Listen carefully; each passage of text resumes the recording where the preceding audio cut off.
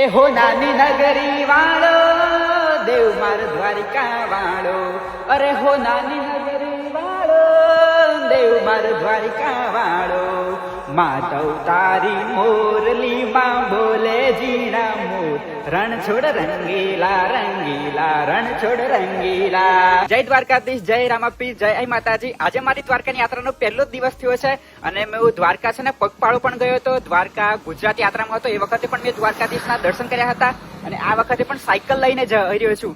અને બહુ દિવસથી પ્લાનિંગ હતી એમ કે દ્વારકા જવું એમ, પણ ઠાકરનો હુકમ નહોતો થતો. અને કહેવાય છે ને કે જયારે હુકમ થાય ને ત્યારે જ જવાય છે, હુકમ વગર ત્યાં જવાતું જ નથી એમ.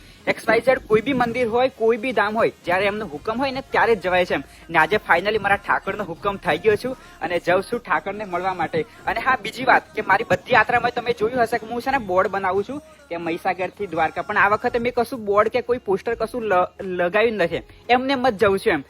તો અને આ રહી મારી સાયકલ અને કમસે કમ અમારો 10 દિવસનો ટાર્ગેટ છે કે 10 દિવસની અંદર ઠાકરના દર્શન કરી અને પાછી 19 તારીખે બીજ છે, એટલે બીજ ભરવા પણ આપણે રણુજા વાળો ને દ્વારકા વાળો એક જ છે, એટલે બીજ ભરવા પણ આપણે રણુજા જવું જ પડશે. અને થોડોક ટાઈમ હોય ને તો કમેન્ટમાં જય દ્વારકાધીશ લખી દેજો.